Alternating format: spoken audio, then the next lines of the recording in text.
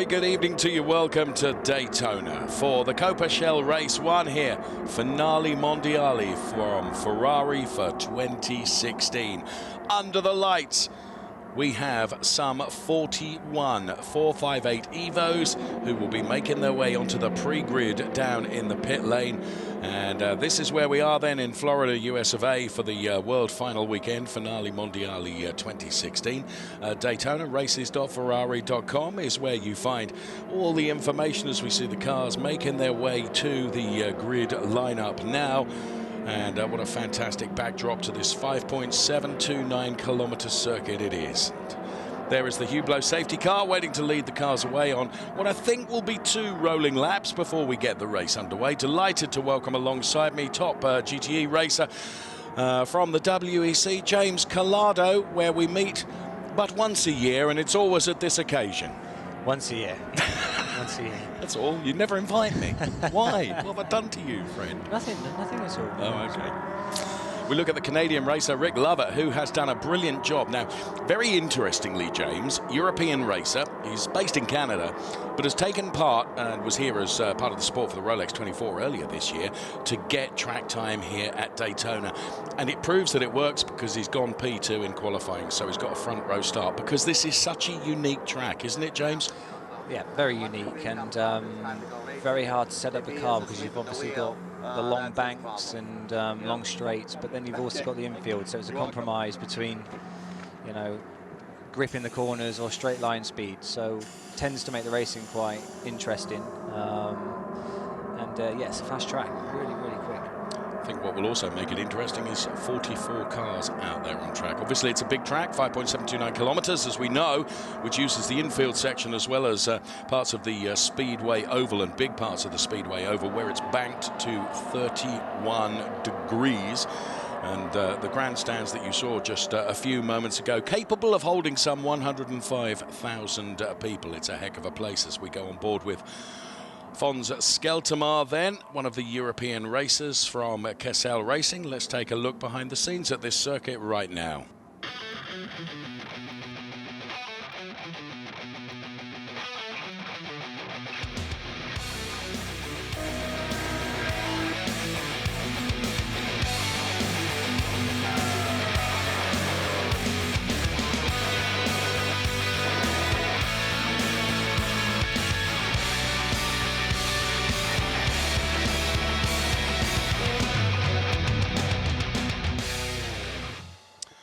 What we should also explain is, of course, because it is Finale Mondiale, it gives us the opportunity to bring together the 3 very distinct geographic regions that Ferrari Challenge race in. That is Europe, North America, and Asia Pacific as well, as we look at Thomas Loflad, who's qualified that car from Europe, P3 here in Daytona. And there is Holger Harmsen, the German driver who's not had quite such a good time in qualifying. He will be going from P18 on the grid, but good to see Holger Harmsen here.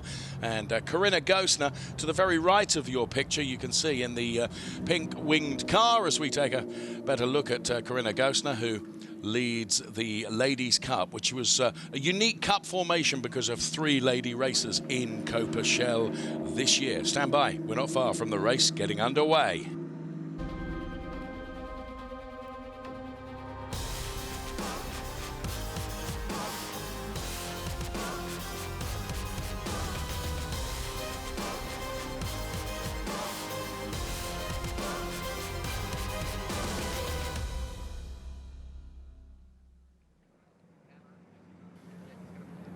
So there, what a sight that is to behold as the car's readying then in the pit lane to get underway for this, the first of the CoppaShell races. They've the potential of 3 races for the drivers across the weekend. Yun Yang then, who's had 14 race starts and 1 race win. And he's going from P23 on the grid. So, as I said, 3 races, the 2 CoppaShell races, and then, of course, the big glittering world final on Sunday. Matt Keegan, it is pole position, then it's Rick Lovett alongside him, then it's Thomas Loflad, and Vladimir Hladik then will go from P4 for Barron service on the second row of the grid. As we move down to row 3, where we will find Cagnazzi and Zeckelman. Ferrari of Long Island and Ferrari of Ontario, before we find two more European racers, Eric Prinot and von Skeltermar. Can't fail to recognise the von Skeltermar car with the shark's teeth. Renata D'Amato and then Hodez P9 and P10. Tani Hanna then is P11 with Jean-Claude Sada going from P12. That's rounding out rows 5 and 6. Then it's Williams and best of the lady racers, Manuela Gosa going from P14. Then it's James Courtney and Wang then is P16 with Thomas Gosner, father of Corinna, going P17. Holger Harmsen and then Corinna Gosner going from P19 and Tommy Lindroth, then Christian Kinch and Montague and Yang and Claudio Schiavone for Scuderia Nicky with Seldorf and Ingvar Matson for Scuderia Autoropa. Then it's Min and Bate going P27, P28 with Sato and Deborah Mayer, another one of the lady racers with Longo, Palermo, Musial and Kaminski then for Ferrari of Long Island. Then it's Dimor, Vitellano, Carli and Peresquia going on row 20 before we see Menzel, Heggie, Mancuso and Sharp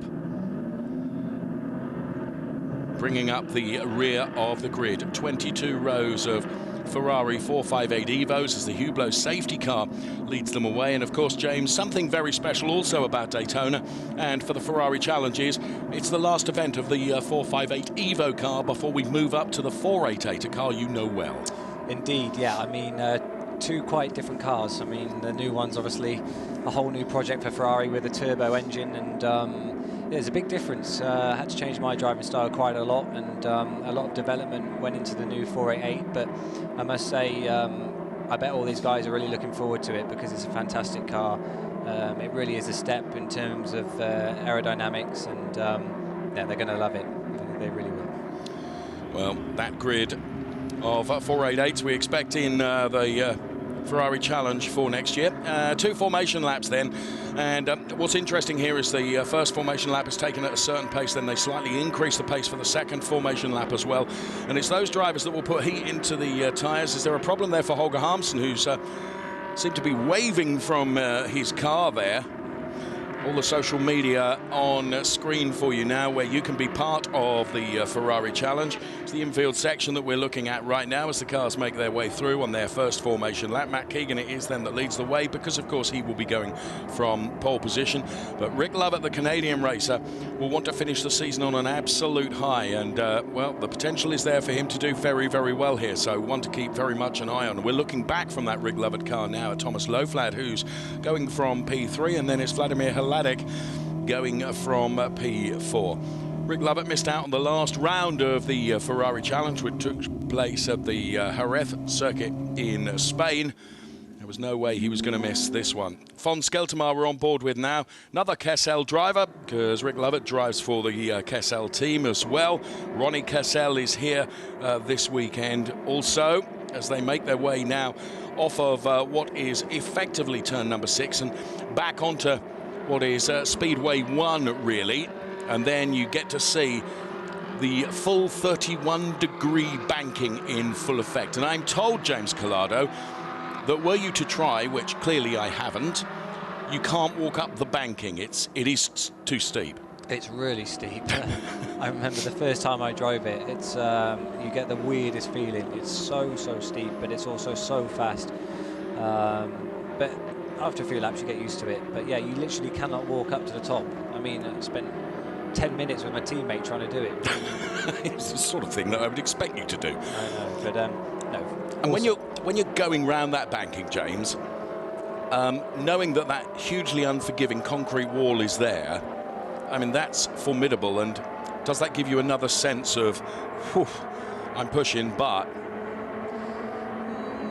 For me, no, I'm not bothered. I just keep my foot to the floor and hope for the best. But no, it's, I mean, like I said, you get used to it. It's just the first lap. It's quite mind-blowing. But one of the drivers was telling me is what they didn't expect is the fact that when you're up on that banking, your visibility is really compromised. Yeah, I remember I did the race Daytona 24 at the start of the year, and it's tough because you really can't see anyone. So you tend to have spotters for us anyway. But no, it's a whole kind of different level of racing to what I'm used to. And if you get really close to their rear right wheel, you can actually slow them down. It's the most it's the weirdest feeling. yeah, I love this track. It's so fast. Well, the Hublot safety car then continues to take the car on to the second lap now for Matt Keegan, who is our pole sitter, with Rick Lovett alongside. Then it's going to be Thomas Loflad and Vladimir Hladek.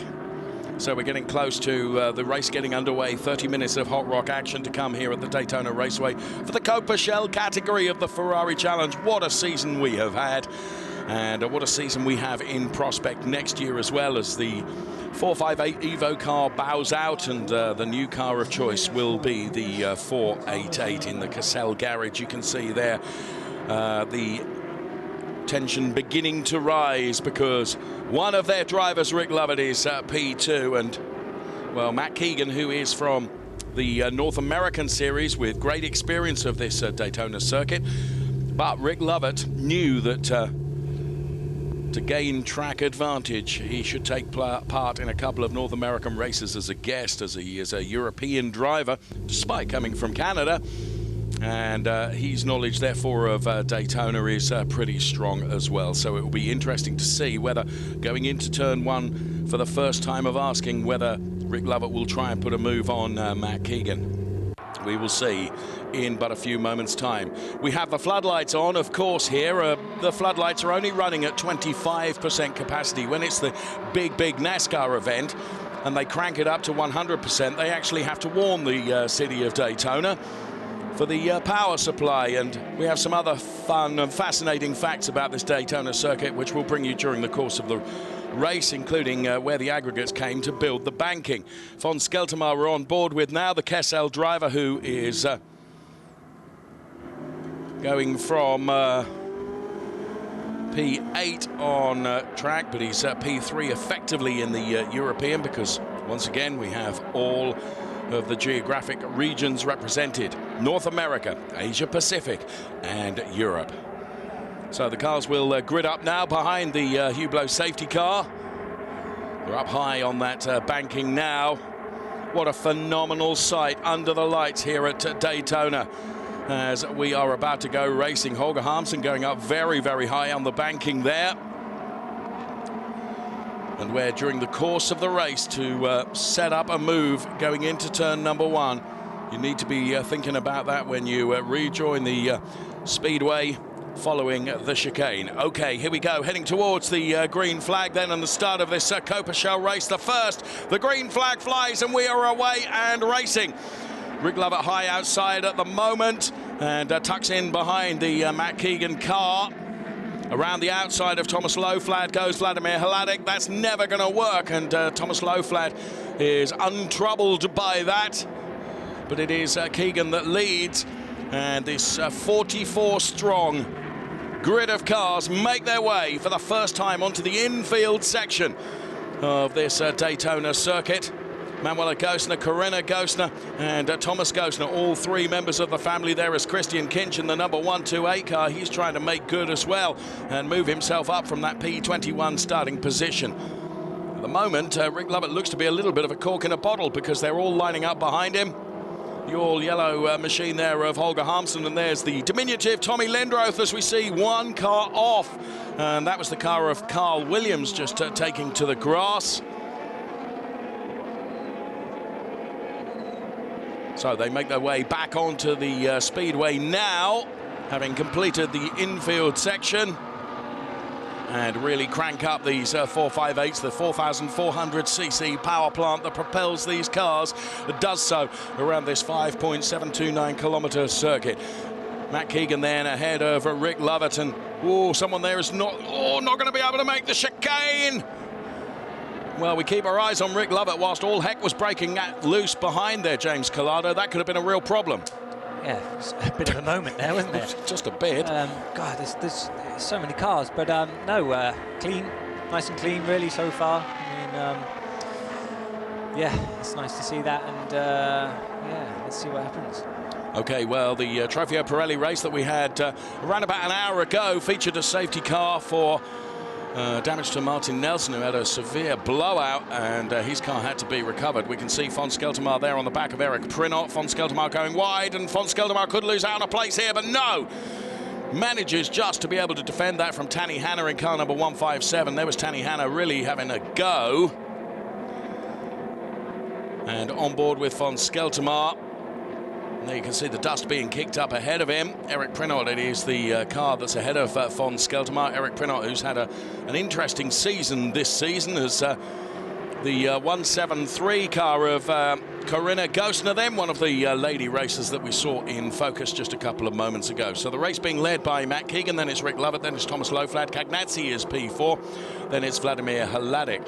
There is Manuela Gosner in car number 183, who currently all three Gosners are together. Manuela, Thomas, and also Corinna Gosner. So P1, P2, 3, 4, 5, 6 and 7 as they all make their way onto this steep banking here, some 31 degrees. The banking, the aggregate for the banking actually made out of the lake that's in the middle of the infield section here at Daytona. And Rick Lovett is not letting Matt Keegan get away. He's sticking with him here. And the last two laps, just a few tenths between the two of them. So Rick Lovett then, who's a European racer in car number 112, despite residing in Canada, is reeling in at Matt Keegan for my money. And is he going to be starting to think about lining him up going into turn number 1, where about the best place to do that is turn number 1, but you want to try and get underneath the car, don't you? Yeah, I mean, it's tough. I mean, you say it looks easy, but it's tough because you start braking on the banking. So he's done it. He's done it. He's just gone around the outside. James, he just went around the outside of him. Keegan trying to come back at him now as we're on board with Rick Lovett, but he has done it. Rick Lovett is in the lead of this race. Now, that was an overtake I didn't see coming. No, I was just about to say it was on the the ideal place was the inside, but no, he's gone for it. I mean, brilliant move there. Fantastic. You've got to have supreme confidence in the adhesion of that car and those tyres, haven't you, to be able to do that around the outside, surely? Yeah, and especially in these conditions. I know you've got the lights and everything, but visually it's all completely different. Oh, who's that? Oh, and out is one of the lady racers. That is Corinna Gosner, who is out and up against the wall. Doubtless we'll see a replay of how that occurred, but that's a great, great shame. And just wonder where on the track that is, whether that might provoke a safety car. So Rick Lovett now leads this race from Matt Keegan, then it's Thomas Loflad in P3, then it's Cagnazzi is P4. So a great, great overtake from Rick Lovett that saw him take the lead going into turn number 1, but not doing it the way that we expected, where he would try and get to the inside. He went all the way around the outside. So yellow lights are flashing then. And Rick Lovett slows. And here we can see in replay.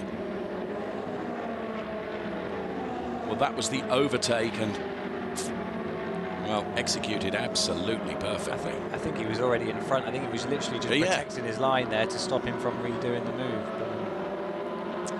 Well, hopefully we'll get a replay of how Lady Gosner ended up against the wall. And the thing is there, I would have suspected that Matt Keegan was just going to cover off the inside line and didn't expect him to come around the outside, perhaps. Easy for me to say, I know, standing here and talking about it, but there's Eric Prinot then. I mean, yeah, naturally, you, as a driver, you defend your line on the inside. So, sure. But like you said at the start, it's quite tough to see in the mirrors, especially when you're going that quick. Safety car is deployed. Yeah, there we go. Well, I feel a bit for Rick Lovett there, who had just got his nose in front and had opened up 5 or 6 tenths of margin over Matt Keegan. But they will all bunch up behind him now as the safety car is deployed, doubtless for the recovery of the Corinna Gosner car. There's Tanny Hanna in the 157 machine, who is currently P9. Good showing from Tanny Hanna, who has von Skeltermar just ahead of him, and Eric Prinot ahead of von Skeltermar.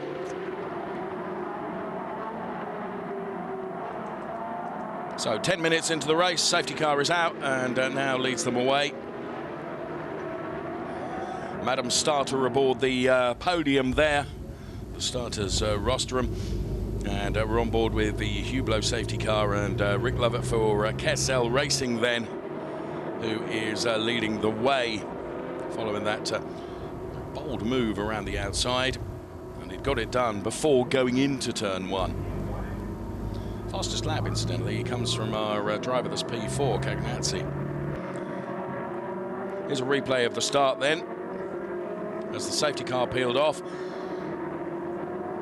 And the green flag flew. I wonder if Loflad is kicking his heels a bit there, whether he could have got a little bit further up and perhaps denied Rick Lovett going onto turn one, but it wasn't to be. Eric Prenot was a man that was definitely on a move and on a charge, and he moved up some places. Von Skelterma around the outside there of Renata D'Amato, and Tani Hanna falls in behind.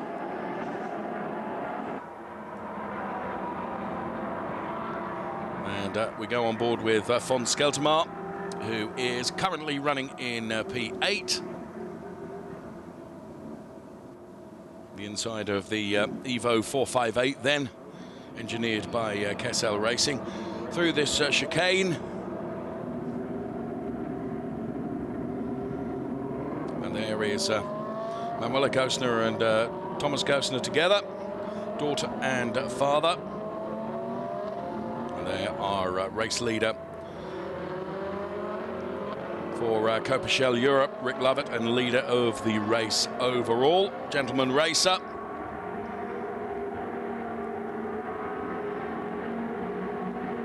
Was very determined coming into this, and I think his determination was felt in qualifying, where he managed to put that car P2.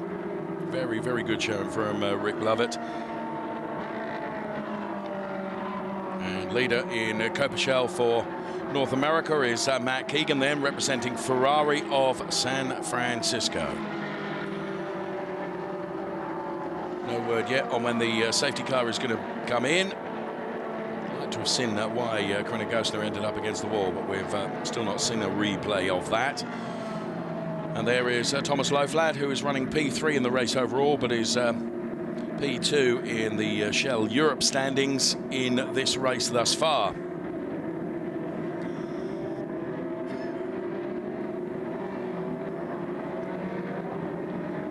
You've been in this position before, James Collado. How frustrating is it when you're leading a race and a safety car does it actually give you an opportunity just to take a breath and refocus? Yeah, you've got a chance to relax a little bit, but I was just thinking they're going to be losing a hell of a lot of tyre temperature, and it's not that warm out there at night time, so the first few laps will be tricky for these guys. But yeah, they'll just be focused on those lights going out in front of the safety car. And you make an important point there, because having come down to the pace that is dictated by the safety car, so the temperature does go not only in the tyres but also in the brakes as well.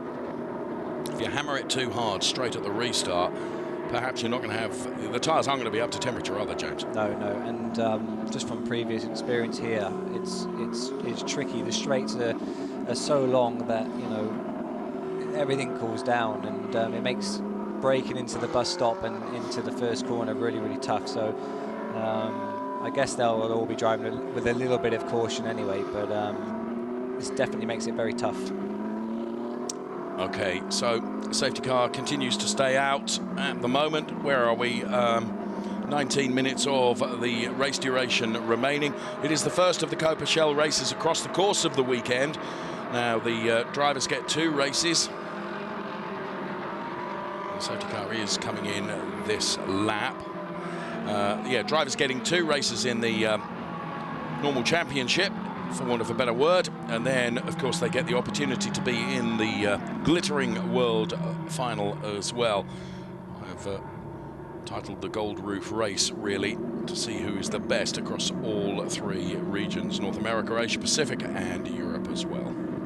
As we look at the leaders in each of the geographic regions, Wang it is that leads the Asia Pacific CoppaShell race at the moment.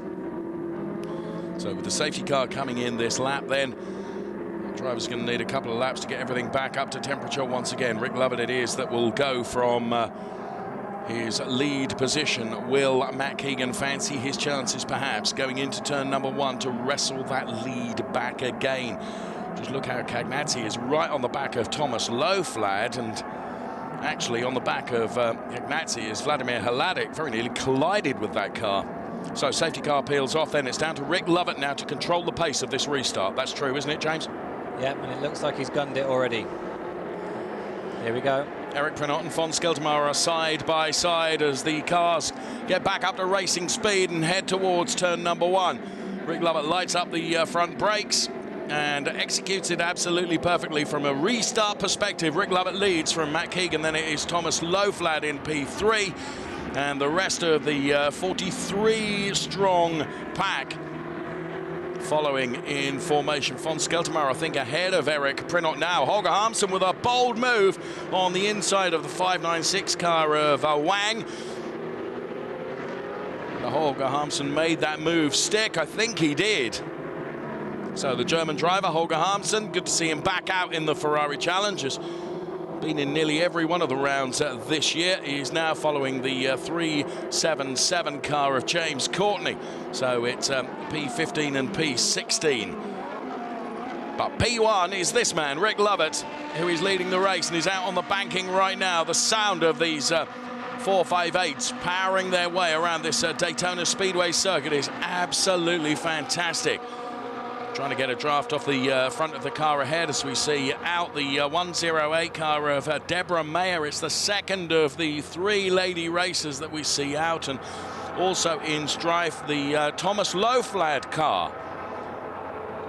Beg your pardon, it is 131. That's Kriton Lendoudis. So Thomas Loflad still safe in P3. So Kriton Lendoudis, it's a long way on the grass there, James. But Rick Lovett it is that leads the way. So P1 for Lovett, P2 for Keegan. Then it is Thomas Loflad, who's now reeling in Keegan as well. So Keegan is going to come under some pressure now for his P2 position. As Loflad just got on the inside of Keegan. Yes, he has. We can see that from the onboard camera. So Loflad is another one that's made an overtake before turn 1, James. Yeah, that was mega. I love the footage as well. I mean, it just goes to show how fast these guys are going. But yeah, no, great racing. Great racing. So Thomas Loflad moves up to P2. That means we've got 2 European drivers, P1 and P2. There's Fons Skeltermayer, who's chasing down another position. Fons Skeltermayer is running in P7 at the moment. Ahead of him is the Zeckelman car from North America. We're on board with Fons Skeltermayer now as he hounds that Zeckelman car ahead. Ahead of Zeckelman is Vladimir Hladic, who also races in the European Series. You can actually see in the rear-view mirror the focus on Fons Skeltermayer's eyes as going off some rally crossing goes Dave Musiel for Lake Forest sports cars, but manages to get the 458 back out onto the tarmac once again. So Lovett has built up some 4/10 of a margin. That's how he did it. Just a little bit of overcooked there going into that turn, James. Yeah, just brake too late there. Got away with that though, because that can be ever so tricky on the outside. You tend to pick up all the marbles and dust. What have we got here? Oh, contact there. Now, that was Fons Skeltermayer, getting rid of the 399 car of Barry Zeckelman. There is Zeckelman, who's returning back out onto the track. One hopes, but doubtless the race stewards will take a look at that.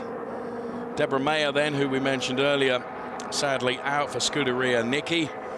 That means we're 2 lady racers down. Car looked very down to one side there as Eric Prenot and Tanny Hanna fight side by side on the banking here, just behind Fons Skeltermayer. Eric Prenot, is he definitely, you know, the higher up you are on the banking, James, the quicker you are. Yeah, you know, a couple of the NASCAR guys told me always stay in the middle of the track. Middle? Yeah, middle of the track. And I said, why? And they said it's quicker. I don't really understand. Oh, we've got a safety car out deployed, I think. Yeah, we have. Oh, poor old Rick Lovett, you know, everything he does. Yeah, it's just the worst feeling. You do everything you can to make the gap. You make the gap, and then the safety car comes out. Oh. Also out with some fairly big damage there is the car of Christopher Cagnazzi. So Christopher Cagnazzi, who of course was featuring earlier in the race. You see the Deborah Mayer car there just at the back of the picture as once again the safety car picks up the leading Kessel racer 112 Rick Lovett, who is leading the race and for the second time finds himself behind that Hublot safety car. So Lovett, Loflad, then it's Keegan, Hladic and Skeltermar, then it's Hannah and Prinot, Jean-Claude Sada, Renata D'Amato, and then it's Hodez running in P10. Good showing here for the European racers. As on board momentarily with von Skeltermar. Eric Prinot then running in P7, and then the Jean-Claude Sada car 361 that we saw in shot just a moment ago. Renato D'Amato, who used to, of course, the all-orange car that you can see in the middle of your picture now, used to share a car with his son, Daniel D'Amato, who's gone off to race in Carrera Cup, but farther back in Ferrari Challenge, and not having to share his car with anyone else, which I suspect he's pretty happy about.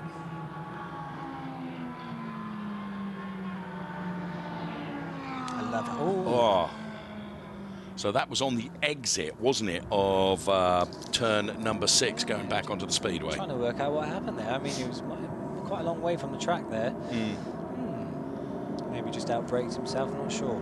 Well, thanks, Franco, for getting that replay in there. At least that answers one question. Manuela Gostner and Thomas Gostner, daughter and father. And at the moment, Manuela ahead of Dad, P11 and P12. Where's Tommy Lindroth? He's running in P17 in the 127 car. And there you can see the cars being recovered, which is the reason for the safety car deployment. We're down to just under 11.5 minutes of the race left.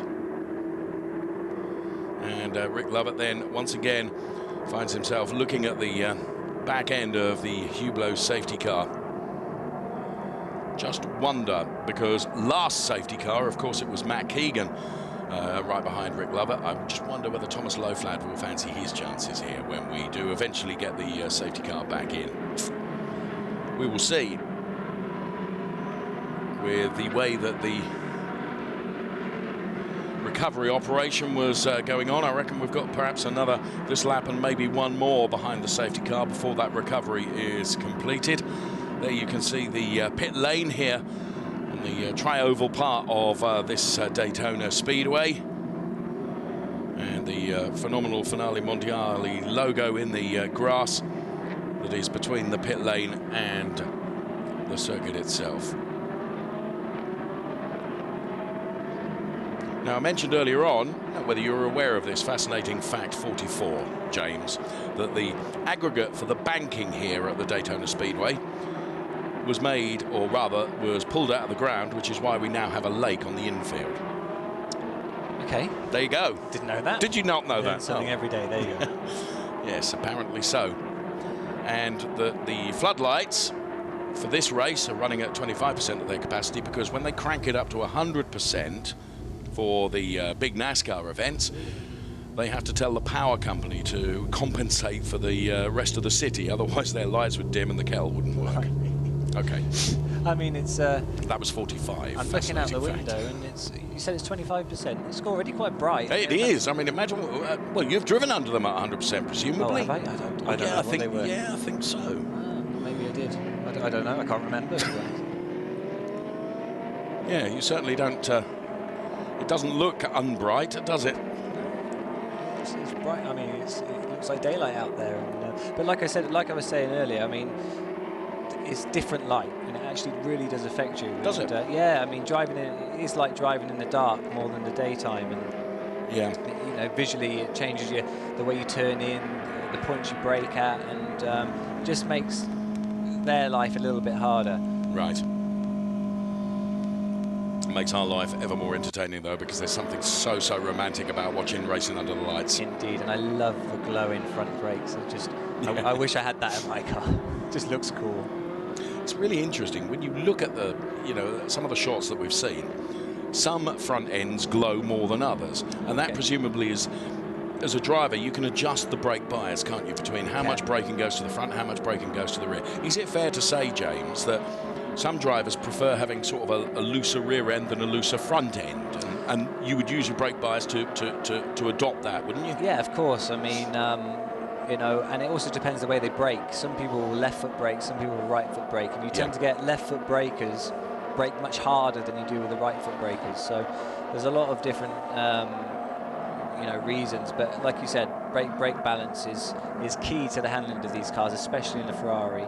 Too much to the rear, and you start locking the rear, and too much to the front, you can overheat the front. So there's a compromise, and especially here where you've got two big stopping points. Yes. It's important.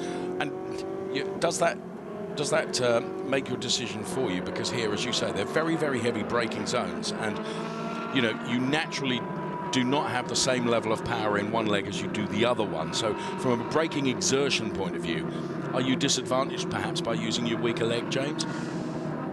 I always see my teammate right foot brakes, I left foot brake. Oh right, and that was going to be my next question. Yeah, give away your secrets. Come on. I always say left foot braking's better in terms of lap time and performance, but in our racing we have to take fuel strategy into play, and sometimes left foot braking, because of the speed you swap the pedals, you use more fuel. So I prefer to left foot brake. I got a better feel. I think you can brake harder and more accurate. Okay. But it's down to driver's preference, and my teammate's not slow, so. Fair point. Yeah. Okay, well, we remain behind the safety car while the recovery operation continues, and there we can see Tom Sharp in the pit lane there with adjustments going onto the rear wing.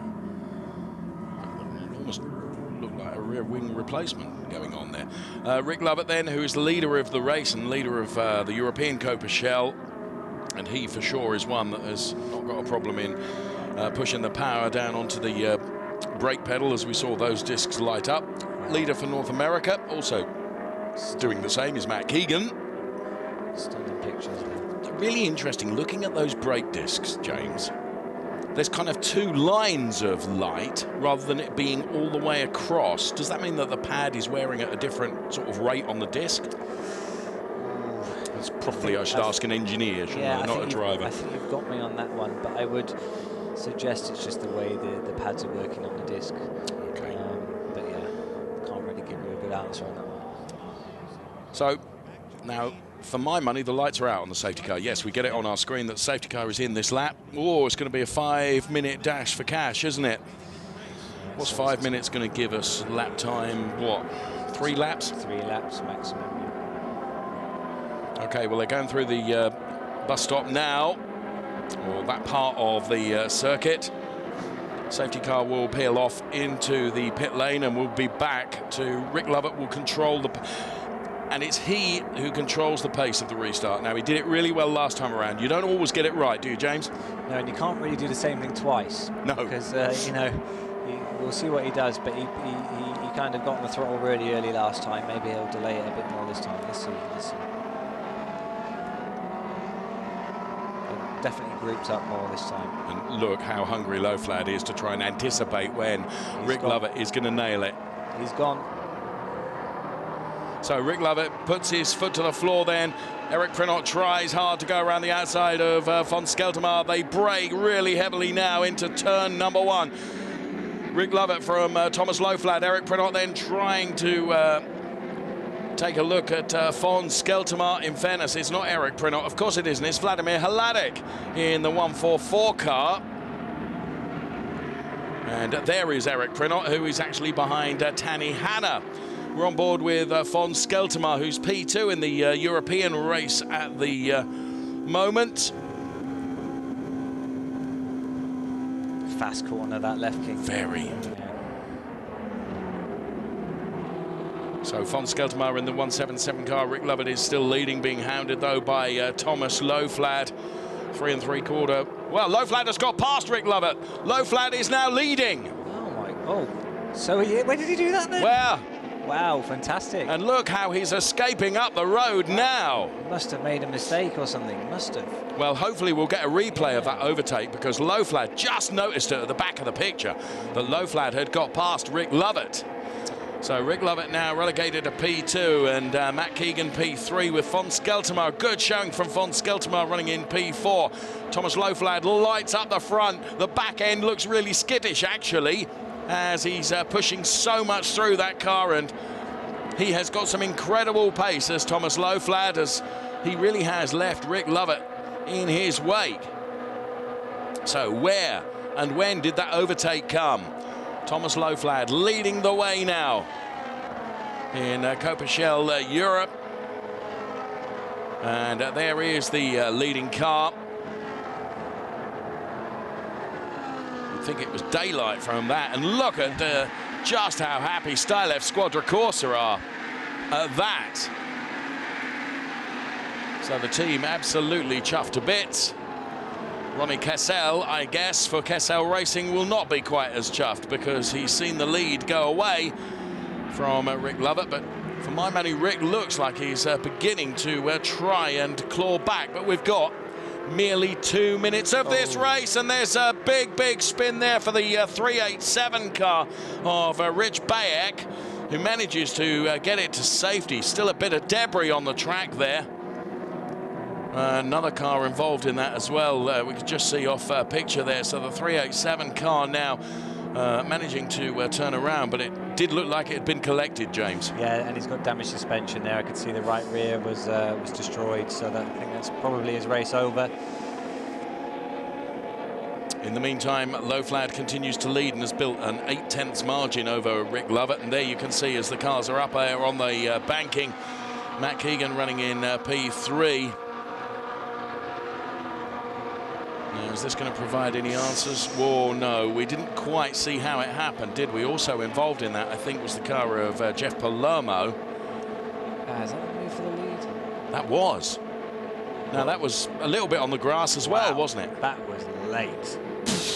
That was James Collado, come on. Good guy, wow. That's nothing if not entertaining, isn't it? Yeah, brilliant. I think he took out a couple of cones at the same time there. Wow. Okay, so that's why this man is leading the race. Thomas Loflad then.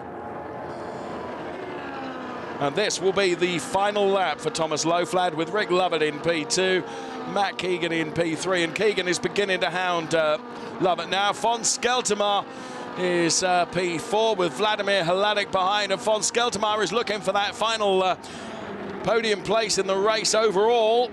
And Rick Lovett is really having to defend hard against Matt Keegan now. Equally, Skeltermar has got Hladek for company. So this all could change before we get to the checkered flag here. They're on the infield section of this Daytona circuit as we speak. And we did see him replay the overtake of the day so far from Thomas Loflad, who took tarmac, grass, curb and everything else to make it stick, but he did, and has certainly got the pace in the car, hasn't he, because he's 1.1 seconds ahead of Rick Lovett in P2. Thomas Loflad, leader of the CoppaShell race for Stylev Squadra Corsa then. Rick Lovett holding on to P2 from Matt Keegan. In fairness, Rick has got about a second over Matt Keegan. But we are on to the final lap. Feeling that Rick may have something to say about that overtake, and interesting conversation between him and Thomas come podium time, but Loflad did it and managed to pull it off. So Thomas Loflad heading towards the checkered flag here at Daytona. What a race win this will be for him, as in front of the grandstand that can hold 105,000 people as they reach the peak of the tri-oval. He looks for the checkers. There they are. Thomas Loflad wins from Rick Lovett and Matt Keegan. Then it's Von Skeltermar, Vladimir Hladek, Danny Hanna, Eric Prinot, Jean-Claude Sada. Great result for Thomas Gosner taking P9, and Hodez takes P10. And yeah, they're pretty happy down there. Well, that has been a pretty good performance from the European racers, and a very dominant performance from the Stylev Squadra Corsa racer Thomas Loflad, who takes the win. So checkered flag continues to fall across all those that are going to finish the race. Started with 44 cars, didn't quite finish with that many. We saw a few skirmishes, but actually, James Collado, it wasn't as brutal and as damaging as it so could have been. No, but that, I mean, I can't get over that move. I never seen anyone go that far back, but no, really, that was a well-deserved win. some serious speed there, and yeah, we saw a few spins and incidents, but otherwise very entertaining, very enjoyable. I'm yet to come to one of these commentaries and not see you know, a boring race. It's always fantastic to see. So what it does do, it also reinforces just what a great racing car this 458 Evo is. Exactly, yeah. So Thomas Loflad then winner for Stylev Squadra Corsa, Rick Lovett P2, and continuing to light up those brake discs through the bus stop chicane here. Loflad has done what he set out to do. A good qualifying session, but certainly had sussed out that overtake that he was going to try, and well, it succeeded. P3 goes the way of North America then, and Matt Keegan, who of course is the winner in the North American series for Ferrari of San Francisco. Into the pit lane the cars come then.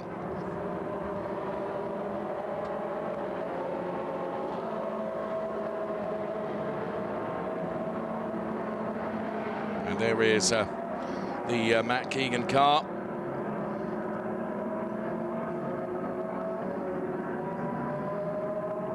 And here a replay of Thomas Loflad taking the win as the checkered flag falls. And Stylev Squadra Corsa enjoy the moment. And you know what? That's really important, because, James, behind every successful racing driver, of which you are, behind you there are an awful lot of people that make it happen for you. Yeah, and I always love to see the guys cheering and celebrating, and it just, you know, it's them too. It's not just yourself, and it's a whole team sport, and yeah, they seem over the moon. They'll probably go out and celebrate tonight, I guess. Yeah, I would be anyway.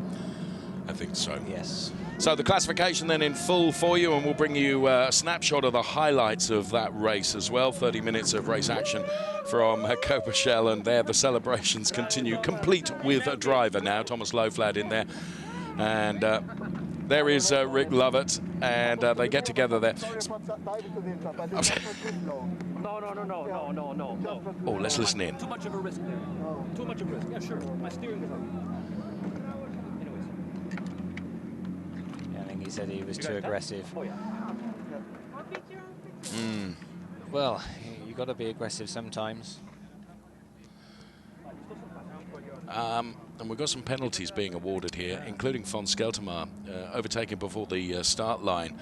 That will be von Skeltermar, also Carl Williams and Jeff Palermo, all getting penalties. There's Tani Hanna to the very left of our picture there.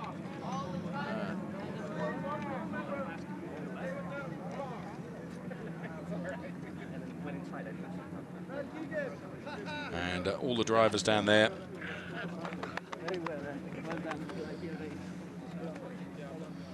Okay, well, as we see the drivers having various discussions with various engineers, let's take a look at the snapshot of the highlights of that race. Here they come. Safety car peels off then, and race one for CoppaShell of the weekend gets underway. Vladimir Hladek was trying to make a move early on in the race, but it was Lovett that was looking very, very lively indeed from P2, and it wouldn't be long before he was actually in the lead of the race. As we see Renata D'Amato on the banking, on board with Rick Lovett, who did make the move on Matt Keegan to take up the lead. For the Cassel racer, Rick Lovett then from Canada leading the race. Von Skeltermar had just a little bit of a moment there with the Harry Zeckelman car. Fonz's partner looks on, and we saw the retirement of Deborah Mayer and a couple of safety car periods, which meant that on 2 occasions Rick Lovett had to restart the race. And then came the overtake of the night, certainly so far, with Thomas Loflad for Stylev Squadra Corsa. I don't think the team could quite believe what he did and what he pulled off, but he did pull it off, and he took the lead. And that would remain that way until the checkered flag. Loflad taking the win from Rick Lovett and Matt Keegan in P3.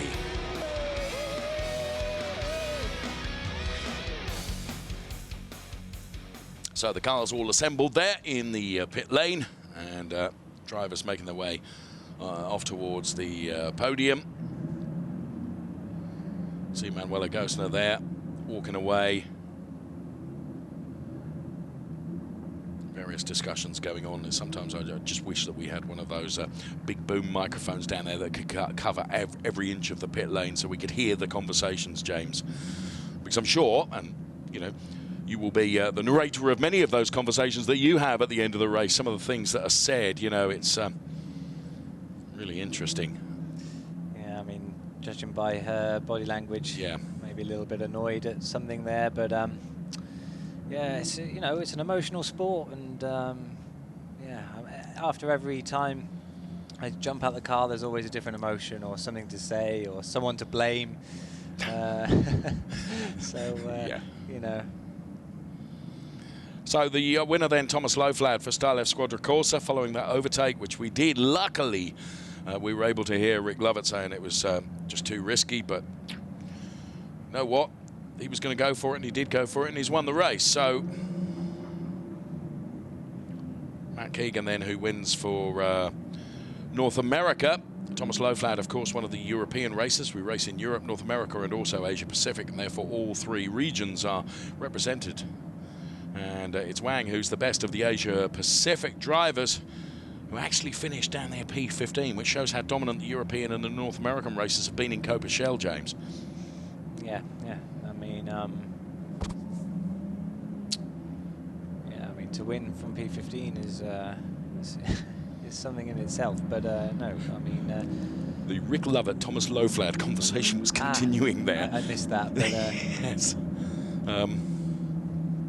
Yes, it was definitely continuing. I don't think there was anything wrong with the move. I thought it was a great move, and as long as I think it was within the track limits, just about. You know. Okay, two wheels are allowed, aren't they? Yeah, two. I don't know. I mean, it's 6 and 1, half a dozen the other, isn't it? You know. Heading up towards the podium now. And there is Manuela Gosner, who, of course, will have taken the Ladies' Cup race win. And there we can see the Daytona circuit in all its glory under the lights, which looks absolutely fantastic. The Daytona City Centre to the very right of your picture as we look at it right now. It is an interesting and incredible place. Just about 15 minutes from the world-famous Daytona Beach, which I have to say, in parts, James, has been blooming cold this week. Yeah, I went on a run this morning, and it wasn't too bad. It's just that, you know, the wind gets you a little bit. But no, come lunchtime, I'm fine. It's just when it gets to this time of day, it does get a bit chilly. I always prefer to drive in the cold anyway. Okay. It cools you down a little bit. Well, we can hear in backdrop the announcer getting ready for the podium, which we hope we get to see before we have to close. Continuing conversations going on down there. Plus the Gentleman's Cup and the Ladies' Cup. Next race tomorrow, 17:35 GMT, is Trofeo Pirelli Race 2. Doesn't look like we're going to get the podium, unfortunately. My grateful thanks to top GT racer alongside me, James Collado. Thanks once again for your insight, and we wish you a nice weekend because you're going to be doing a bit of driving, aren't you? I am indeed. Thanks for having me, and I'll hopefully see you next year again. Looking forward to it already. There is our race winner, Thomas Loflad, then, who has taken the first CoppaShell race win of the weekend. We'll see you back here for more.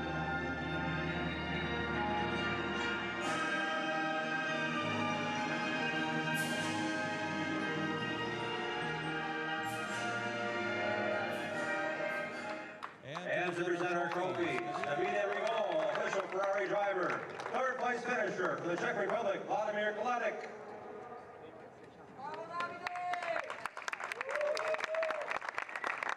Second place award, Rick Lovett from Canada.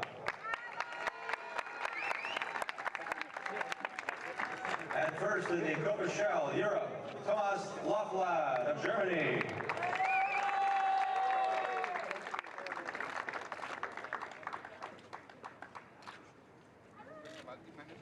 And to the team manager, the Coppa team, Style F Squadia Course, also receiving their award.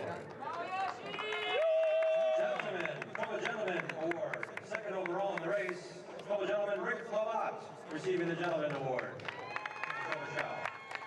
Race number 1.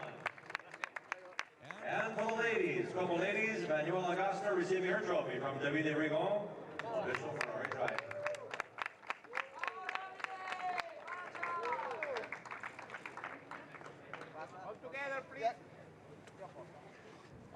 They have their awards. We now know what's next. Very nice photograph there, team manager. Of course, joining our victors in class. And now the escape route. As it is overcome. Well, did a very nice job there. Keep going, girls. Congratulations.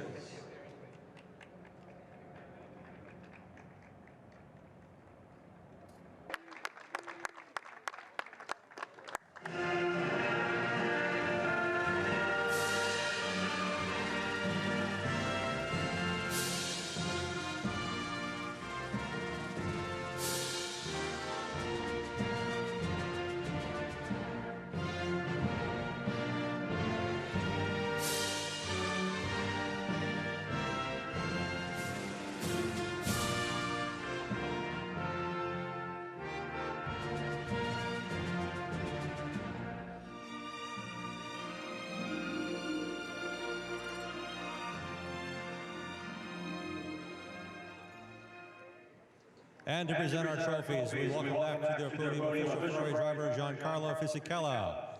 Third place, Rob Hodis, Ferrari Challenge Trofeo Pirelli CoppaShell, North America. Second place award, Jean-Claude Sada, USA. And our champion for race 1, Matt Keegan. And now for our Coppa Team Award, Ferrari of San Francisco, from Giancarlo Fisichella.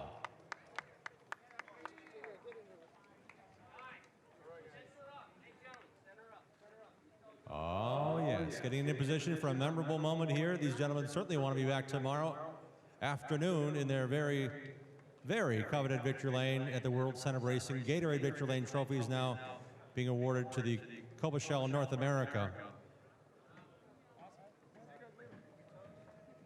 Veuve Clicquot is the name of the official champagne of the Ferrari Challenge Trofeo Pirelli, and I believe we'll get a little dancing going on here.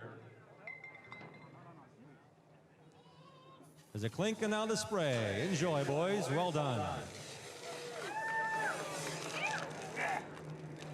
Congratulations.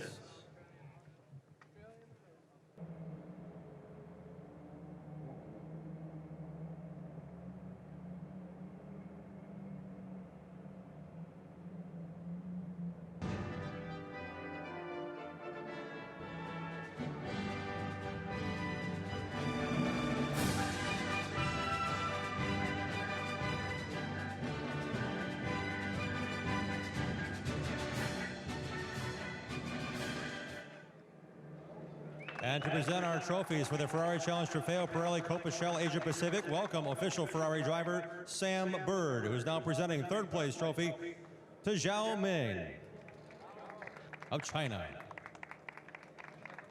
Finishing second and receiving his award from Sam Bird, Paul Montague. And the champion award in race 1, Liang Wang from China. And the Coppa Gentleman Award to Paul Montague for his run. Congratulations, Paul.